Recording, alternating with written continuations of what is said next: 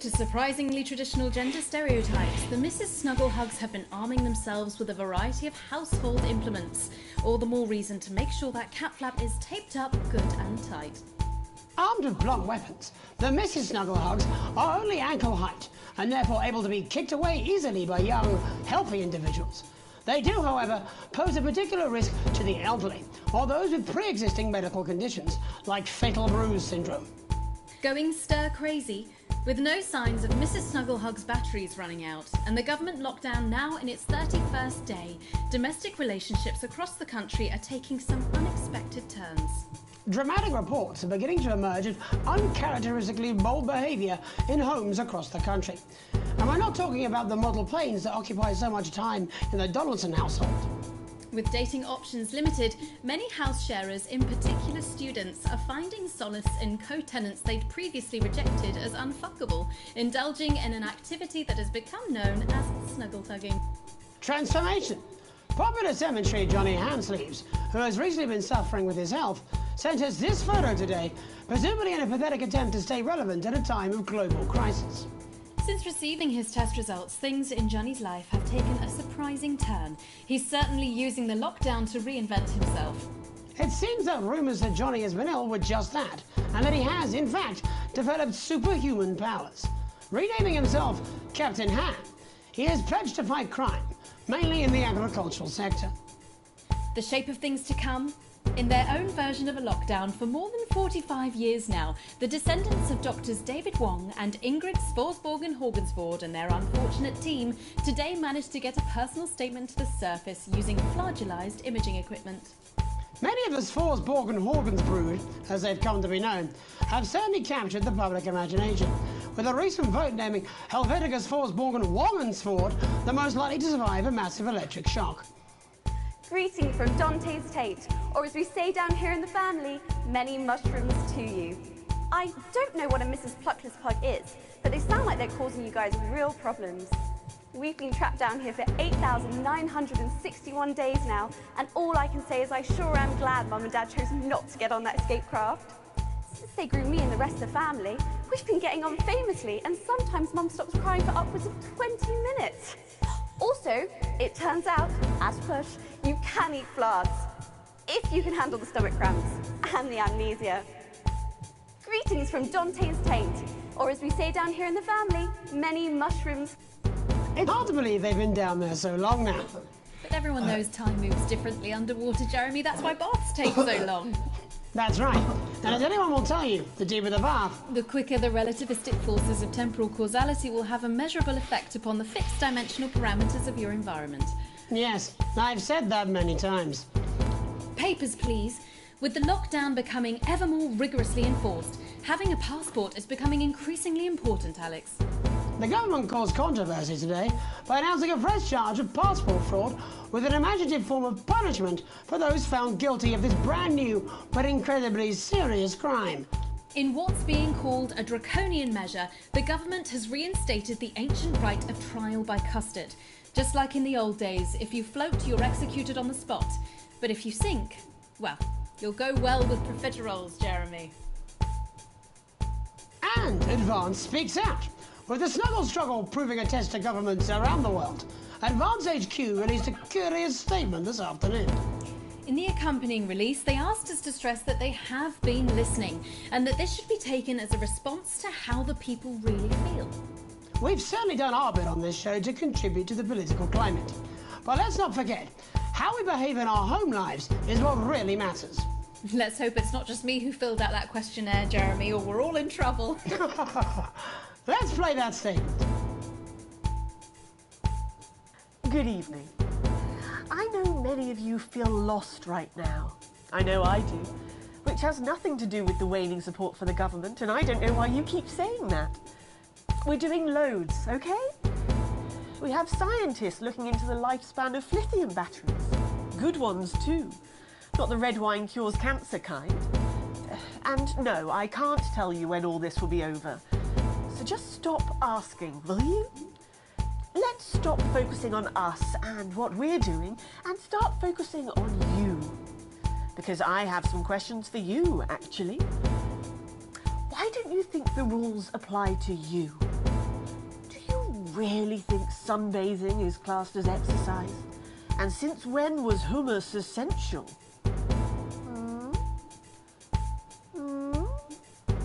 Doesn't feel so good, does it? So yes, we've probably made some mistakes. But for now, let's not look at who did what or why. Let's put the full responsibility for this on you. Feel guilty. Feel afraid. Feel anxious. Turn on each other if you have to. Fight over sponges and then go home and stay there and think about what you've done. Just don't turn on us. That won't help anyone. Thank you. Delectable stuff. Later tonight, Jeremy will be catching up with brave roving reporter Patrick Bannon, while I check in with two friends of the programme who find themselves stranded at opposite ends of the country. And then, in part 3, there's going to be a quiz. Presumably because there's nothing more important going on that you might like to report on if you were, say, a news programme. And in a moment, we'll both be asking Sophia Rimington how such a trusted brand can have made such a terrible manufacturing mistake. With what it describes here as help from popular psychic scientist Delia Lywell. Oh, I like her. No, you don't. Why do you do that? That's all coming up on tonight's National Nightly News.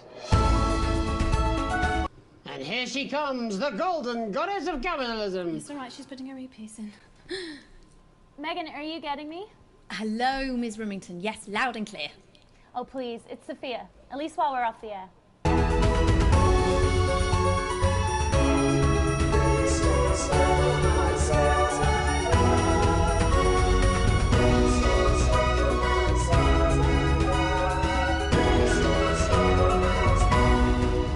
First tonight, how did we get here? Where are we going? And most importantly, who's to blame?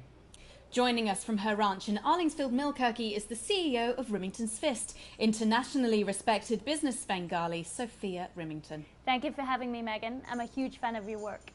And from a crystal healing laboratory in what I assume is a garage in Upper Lowington, inexplicably renowned psychic scientist, Dr. Delia Lywell. Thank you for being here. Thank you for having us. Sorry, us? Myself and the eminent professors. Is that what you call the voices in your head? I've always seemed to attract dead scientists. I don't really know why. The money? They express themselves to me through ethereal algebra and quadratic predictions. It's all very technical. No, it isn't. I concur. Miss Remington, the entire Snugglehugs range will surely go down as the biggest public relations disaster in history, won't it? Well, of course, that's one world record we would never have sought to claim. What can you say at a time like this? There is only one thing that can be said. I'm sorry. We're sorry. From everyone here at Rimington's Fist, but especially the dedicated inventors and world-beating engineers at Rimming Toys, we are deeply, deeply sorry. Who could have predicted that letting a child's toy learn how to love could have such unforeseen consequences? Mary Shelley? Oh, we see you, Sophia Rimington. You are preening by a metal vessel, and where you venture, you will see neither land nor sky. Is that supposed to be the future? Only the past is concrete. I remember being a child in my grandpa's workshop when he made the first dancing hangman toy.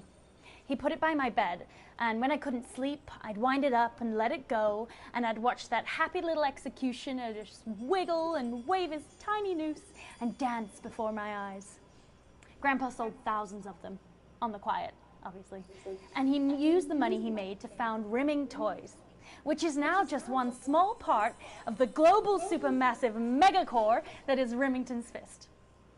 Sadly, we lost Grandpappy along the way. He died in a fire at the preschool tobacco factory, another one of his pet projects. But we never lost his spirit of invention. Yes, I'm not entirely certain what your grandfather's offensive toys have to do with the current predicament. The spirit of invention, Mr. Donaldson. The passion to create, to problem solve. And that is why I'm here today, to tell you about a brand new product we're launching simultaneously around the world from midnight tonight. We said science! Science! We hear its song on the breeze, its breath on the wind, its fart under the covers. How does she do it? Well, please, don't keep us in suspense any longer. It won't be my feature she's making up next. Rimington's Fist is proud to present snuggle traps. Safety and security in these dangerous times. Each box of snuggle traps contains 8 devices, all guaranteed to stop a Mrs. Snugglehugs in its tracks. That's enough for a small lawn or 4 window boxes. And you want to know the best thing? They're only $129.99 a box. Now that is affordable peace of mind. We see you, Jeremy Donaldson. Not now, honey, I'm mid-pitch. The best thing about snuggle traps is they're powered by next generation Flardinium batteries. So, however long the enemy lasts, these traps will outlast them. We see you, Mr. Donaldson. You are screaming and yelling. Your friends are crying. They fear you. And then you're gone. Oh my god, I just got chills. Did anyone else just get chills then? I think I did. I think it's more concerned. I think I'd be more concerned about these traps. Quickly, before we go to the break, these appear to be attractively repackaged landmines. Aren't they dangerous, say, to children? Oh, hell yeah. These are not toys, but they're explosive fun. Sophia Remington, Dr. Delia Lywell, thank you for joining us. When we come back, we'll be taking a look at the situation across the country tonight. Don't go away. We'll be back after these bandages. Was that all right? Oh, yes, Doctor, that was exactly what we...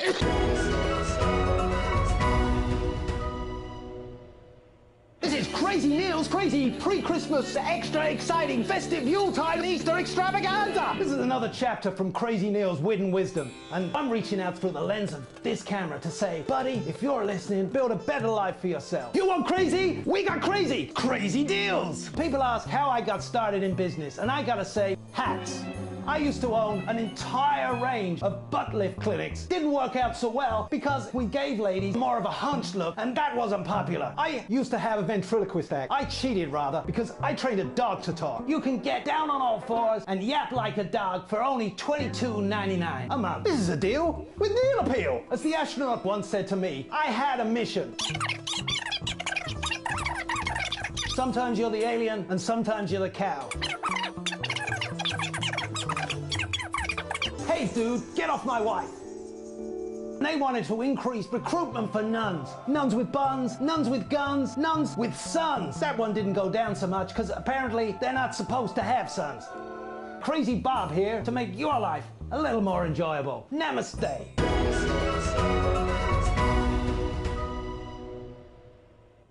Welcome back to the National Nightly News. I'm Megan Roof. Now it's time to take a trip around the country to hear how the lockdown might impact the nation from some friendly faces. Joining me are respected academic Katie Brightman and author of Alan James's Kites, Alan James. Thank you for joining me. It's a pleasure. Thanks for having me, Megan. Thanks, Megan. It really is a pleasure, Katie. I enjoyed our little heated encounter. I wish I could say the same. So first off, Katie... I'm holding up okay. The lockdown directive was so sudden that, like many people, I haven't been able to get home. Oh no, what? I was staying at a hotel after an international policy convention, and we had a particularly heavy night out. You know what economists are like. Notoriously hate splitting the bill. And I overslept, and as you can imagine, I've been here ever since. But there are certainly people much worse off than me. Exactly. My tour has been cancelled indefinitely, and I've had to refund every single ticket, even the cheap seats. Oh, Alan, I'm so sorry to hear that. Yeah, people are being quite rude about it. They don't seem to realise I've already spent it filling the beach house with beef. The crisis claims yet another victim. So, this is just a reminder that my book, Alan James's Reich, is now available in paperback.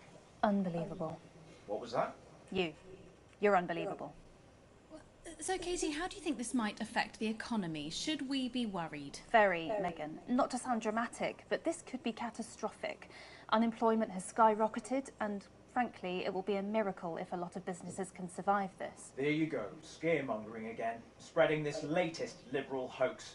That's what they want. They want us quiet. Shh. They want us compliant. And they want us inside. A hoax? How on earth can you say that, Alan? Well, I haven't actually seen one of these supposed toys. Have you? Well, no, but... Did you know 3,000 people die every year from regular toys? That's a lot of people. And this is no different.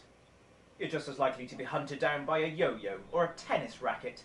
He makes an excellent, persuasive point, Katie.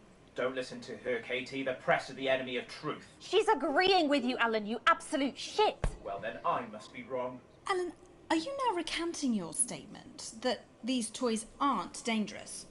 People are saying they're just like normal toys, and that simply isn't true. Corrupt media lies. And Katie, how do you respond to Alan's claims that Mrs. Snugglehugs might be dangerous after all? I suppose I guess I'm agreeing with him. Thank you, Katie. I appreciate your support. A lot of folks are saying this Mrs. Snugglehug situation will all blow over, but it won't. Yes, right, exactly. We need decisive action from the government. We need huge financial support to protect our workers and our businesses. We need to support the vulnerable, and we need to repent. Exactly right, Katie. We brought it on ourselves with all our liberal indulgences like art, cake, and healthcare. We need to act now and begin sacrificing our firstborns, or at a push, a beloved family pet. Absolutely, Alan. If we can all successfully come together as a community and perform the ritual, hopefully we will appease the great ancient. Katie, could it be any worse? Luckily, over the past few years under Advance, they've invested heavily into health, so the system can actually bear the strain. Is it lucky that the Llama Lords have unleashed a horde of man-made monsters on its own people to conceal the enemy within? Will you just stop for 5 fucking seconds? The Global Alliance of Fish People are amassing an army amassing an army to kidnap our children.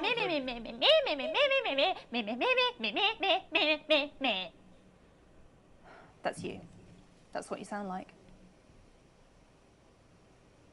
But I don't sound like that. Yes, you do. You do, Alan. You do sound like that. And that's why no one wants to be your friend. I've got loads of friends. No, you haven't. I don't think you do, Alan. Yeah, stop lying, Alan. I'm not lying. You are. Oh, good one. Well, I'm telling. Alan James. Alan, you know Katie what they say about Brightman, thank you snitches, for Alan. joining me. Some real food for thought there from two of the territory's leading minds. Any moment now, I'll be heading over to Jeremy, who is going to be bringing us an up-to-the-minute report of the status of the nation. Over to you, Jeremy. Thank you for what I'm sure was a reasonable debate which really contributed to the national conversation. Next, out on the streets, someone who's always doing exactly that. It's Patrick Bannon. Are you there, Patrick? Hello, Jeremy. Yes, hello, I'm here live. Apologies for the quality of the broadcast today. Couldn't find any cameramen or women brave enough to come and join me, so I'm out here on my own. Right, and can you tell us what it's like out there? Yep, I can. It's as you can see behind me, the streets are currently completely deserted. But my question, Jeremy, is just how long? I mean, could there be danger lurking just around the corner, waiting to end the fledgling career of this young, promising journalist before his full potential is even realised? Will he die, underappreciated by management, and frankly, if you ask me, very, very much underpaid? I don't think there's any danger of that, Patrick. What's that on your jacket there? Oh, that's actually a sponge. What I've done here is made a snuggle-proof jacket, Jeremy. The network didn't bother sending me any PPE, so I've been forced to improvise.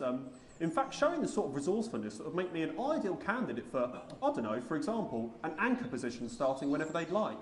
From your point of view, Patrick, just how safe are our streets?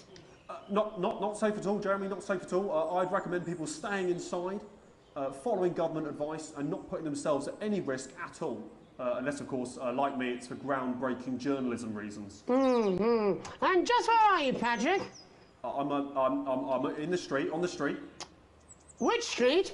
I think I'm struggling to hear you, actually, Jeremy, there. Which street? Which street are you on? Oh, which street am I on? Oh, God. I'm just looking for a sign. There it is. I'm on Bannon Avenue. Bannon Avenue? Yep. Bannon Avenue.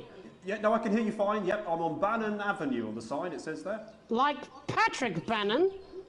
Oh, yeah, that's That is like, that's strange, that's a weird sign. I don't know what's going on there. Where are you, really? I'm on Bannon, Alright, fine, I'm not on Bannon Avenue, I'm at home, to be honest. Alright, fine. Well, I'm in my bathroom, technically, but, you know, I couldn't face it, to be honest, mate. It's, you know, it's terrible out there. I don't want to go outside. They're everywhere. I'm sorry for lying. We don't expect any less of you, Patrick. Can you hear that sound? What the hell's that? I can, yes. I'm no expert, Patrick, but it sounds unmistakably like a tiny fist tapping on your door there. Oh, fuck, it does. Oh, fuck, Jeremy, shit, no! Oh, bollocks, right. Perhaps there's a small queue of tiny fists, each wielding a different gendered household implement, ready to bash in the heads of lying little roving reporters. But you're lying, aren't you? Oh, shit, fucking, listen to me, you bastards! If you're out there, just to piss off, you little fucking snuggle fucks! I'm too talented to die! Oh, what the fucking hell? Okay, it's fine. It's fine. Oh, God. Don't worry, Patrick. I'd say you've got a few seconds before they break their way in there and finish you off.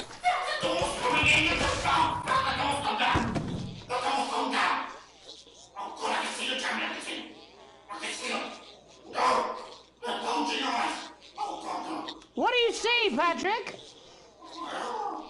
I see only Satan. Oh, God, no. They're coming to me. They're coming after me. No, you. You fucking little shit.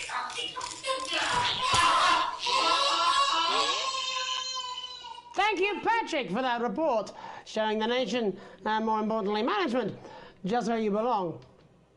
It's time for another break, but when we come back, we'll be hoping to take your mind off the world for a little while, and who knows, maybe even bring you a few smiles.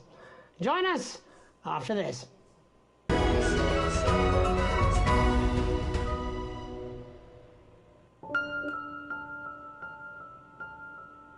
We know times are hard. We know that you're scared. But now, more than ever, even though we're apart, we want you to know it still matters how you look. Loads, actually. To the distant divas and the isolation idealists, the healthcare heroes and the lockdown lovers, we say you're still aging, possibly more so. We need to come together, every single one of us, and do the right thing. Keep buying our products.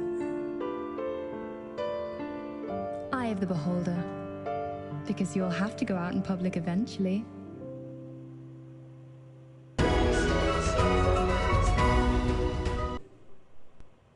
National Nightly. Well, welcome back anyway. We know isolation isn't easy, so finally tonight we have something a bit different for you. Even though some people felt it's not our job to entertain the public with absolute nonsense, other, more important people overruled those people. So it's time to find out who will National Nightly win and who will National Nightly lose. Fuck off, National Nightly lose. So, how do we play? Well, playing, it's Tommy Harris. Hello, Tommy. All right, Johnny. It's good to see ya. And how are you finding the lockdown, Tommy? What do you mean lockdown? The enforced isolation of everyone in the country. Ah, yeah. I think I heard about that, actually, yeah. You're in bed, Tommy? Yeah, you called during nap time, so... Of course, that's my fault. So, why don't you tell us how the game is played? Well, it's pretty simple, Jeremy, you sausage. I'm going to ask contestants from around the territory 3 questions about what else? Yours truly. And those people are going to get a chance to win a very special prize. And what are they playing for, Tommy? Drum roll, please. Jeremy. Oh. Thank you. This. Is that... What is that? It's my athletic support, Jeremy. Oh. But I've signed it, so... Oh, well then, what a fantastic prize. Have we got anybody waiting to win this once-in-a-lifetime prize, Jimmy? I believe we have Angie on the line. How do you feel about winning this man's old pants, Angie? I've never been so excited, Jeremy. And can I just say, I love you. Both of you. Well, you've said it now, haven't you? Oh, Angie, I love you. In a way. Tell us about yourself, Angie. Well, what can I say? My name is Angie. Always has been. I'm a human woman, and my dental hygiene has been described as acceptable. Brilliant! Right, well, shall we get this shambles underway? Absolutely, John. Can I get 30 seconds on the clock, please? We haven't got a clock. I did ask for a clock. So... Well, why don't you start, and I'll stop you when it inevitably becomes unbearable to watch. I love it. All right, here we go. Time starts now. Question 1. When is my birthday? The 13th of August at 7:19 a.m. That is absolutely correct. Question 2. What? I said, what is my favourite colour? Crushed praline 4. Correct, the colour of my nipples. And finally, Angie dear, what is my star sign? That's a trick question. You were born outside of the human understanding of the cosmos. Unbelievable, that is correct. Stop the clock. Wow, that really was tough to watch. How did you do, Tommy? Well, Angie, my love, you got every single question right. Which of course means you lose and win absolutely nothing. Thanks for playing, Angie. Bye. Do we have another contestant on the line at Jelly Bean? We do indeed. We should have Sonia Artleach. Are you there, Sonia? Of course I am, Jamie, darling. Thank you for being here, Sonia. Oh, there you are, Tommy. Mwah. Let me guess, you work in theatre, don't you? Is it that obvious? Wait, was it the glamour or poise? It certainly wasn't your inherent sense of humility. Tell us about yourself, Sonia. Oh, well, if you must play this game. I am a theatrical agent. I represent the likes of Rudy Beefman, Samuel Coffee Cup and Jodie Carpetburn, amongst others. And how's the lockdown affected you, Sonia? Well, they may have closed the theatres, shut the studios and boarded the cinemas, but they won't get me that easily. How are you managing without any work? Due to a savvy clause in all of my artist contracts, I am able to claim my 15% from their unemployment benefit. Wow, that certainly is sharp. Standard stuff, standard stuff. And can I ask, where are you speaking to us from? Well, I work from home, you know, to keep costs down. And who's this? Oh, well, you know, when they gave the order, I was actually mid-meeting with a client, so we've been isolated together. No fucking way! What the fucking fuck? Is that Tommy Harris? I'm a huge fan. Can I just tell you how bloody brilliant you are? Actually, Jeff, we're about to play a game, aren't we, Tommy? We got time. Well, if it's not too bold, I think I am in love with you, Mr. Harris. No, it's not too bold. That's all right, don't worry. Hey, I'd love to show you some of my stuff. I've been working on some new shit. Well, at least you're already aware. During lockdown, we've been workshopping some of Jeff's ideas for much younger children, haven't we? People still let you near their children, do they? Yeah, that's right. Yeah. I've been developing some shows for younger children. Well, we'd love to see it, wouldn't we, Gerbil? Absolutely dying to. Right, so, what do kids love? Timely child support payments from their absent fathers. Shallow and overproduced musical numbers? That's right. Animals! So, I'm trying to address the things that kids need to know, but through a medium that they'll understand. Do you understand? I think, yes. I think so, yes. Jeff's one of my best clients, aren't you? I am, yeah. So, the first one we've been working on is called The King of the Jungle's Mortgage Repayments. It's about a lion who's having problems with his interest rates. I see. Does he have a broker? He does, yes. He's a porcupine. How did you know that? Well, your work is universal, darling. It speaks to people. I'm going to say something to you, mate. I think you're onto something here. Oh, the bear, Yes, right. This one is much better. So, this one tells the tale of Mr. Bear. Now, Mr. Bear is a very sad bear, because all of the other bears don't think that he'll amount to much, and they tell him that his plays are lazy and derivative. I think you're onto something there. Now, Mr. Bear is a tragic figure. Picture this. He's at his lowest ebb. The trees are closing in. He can't even face his salmon, can he? Nope. But then he meets someone that will change his life forever. This is fucking gripping. That's right. He meets a wise, old octopus who takes him under his wing and says, "No, Mr. Bear, don't be sad. You're not like all the other bears. You have this ambition and these dreams." Such fucking dreams. I think I love you, Jeff. And what you need to do, Mr. Bear, says the octopus, probably doing an 8-armed gesture or something. What you need to do to find happiness in this crazy old forest is you need to set yourself more realistic goals. It's called Mr. Bear Lowers His Expectations. Wow. You really have taken yourself to new depths. And what do you want children to take away from this? Oh, fuck, shit, fuck. What? I said a more realistic worldview. Are you all right, Jamboree? It's Jeffrey. My name is Jeffrey Donington. No, stop. How does it end? We need to know how it ends. Well, all the animals learn a thing or two about inevitable mediocrity. Yeah, and Mr. Bear settles down near to his parents' cave, stops trying to make his band happen, and he goes into bear telemarketing.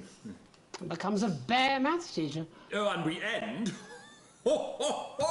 We end on a big musical number. Oh, there's dancing. It's very repetitive, so it's catchy but not too challenging. Well, if you like, I could go and get my boombox. Yeah, you know, I might be able to... Hang on, can we get Angie back?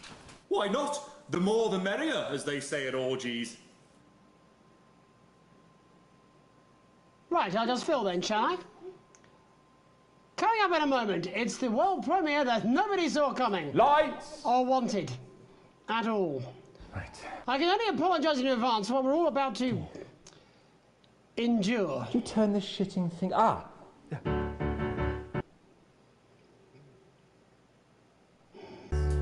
Down on Dangly Doodle Farm, like wise old Mr. Octopus with way too many arms. There's Mr. Pig and Mr. Cow, they're always in good mood, but that's 'cause they don't know they'll soon be sliced up into food. Mr. Bear, what's that over there? That's where your hopes go to turn into despair. Mr. Bear, what's that over there? That's where your dreams go to die. Mr. Raccoon wants to go to the moon. He'll end up as a bus driver soon. Mr. Porcupine thinks he'll read the news at 9. He'll end up as a janitor who stinks of turpentine. Mr. Tiny Mouse thought he'd own a massive house, ended up in a bedsit where he can't control the louse. Mr. Horse thought he'd go into professional sports, now he's an alcoholic and he's on his 3rd divorce. Mr. Bear, what's that over there? That's the place your life becomes an endless questionnaire. Mr. Bear, what's that over there? That's where your hopes go to die. Lower your expectations. Maybe you could get a job 10 telecommunications. No matter how you try, you'll never reach the League of Nations. The best you'll get is middle rank in trading operations. So lower your expectations. You'll never win an Oscar, so there's no congratulations. The future that is coming will not meet specifications, and no amount of visualizations will save you from your own deterioration. Mr. Bear, what's that over there? That's a tramp who thought he'd be a multi-millionaire. Mr. Bear, what's that over there? That's where self-esteem goes to die. Mr. Bear, what's that over there? That's the disappointment that is waiting everywhere. Mr. Bear, what's that over there? That's where your schemes go to die. That's where your dreams go to die. That's where dreams go to die. Well, that was unexpected. Thanks to all our guests. And before we leave you tonight, I think there's just enough time for me to read a viewer's poem. So this one is called My Parent Hates Their Children, and it was sent in by Susie Winston. Thank you, Susie. My parent hates their children.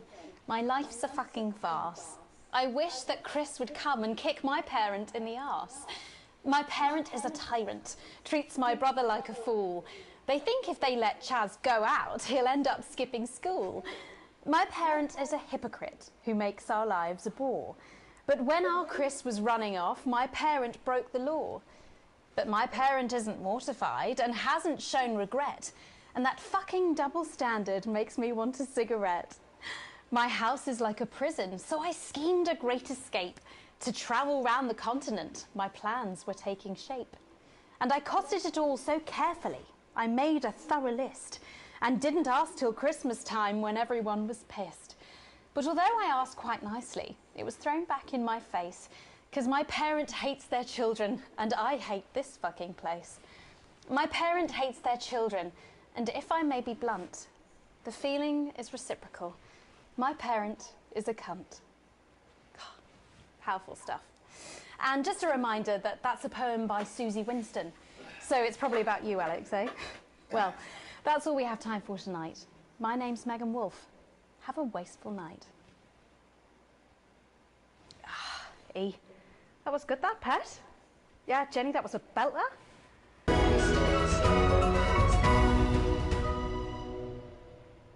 Push yourself to your absolute limit with Occupational Hazards, the exclusive new collection. Subscribe today and every week we'll send you a workplace accident you'll never forget. From the classic trip and fall to the unparalleled heights of gross negligence, this limited edition set really does have it all.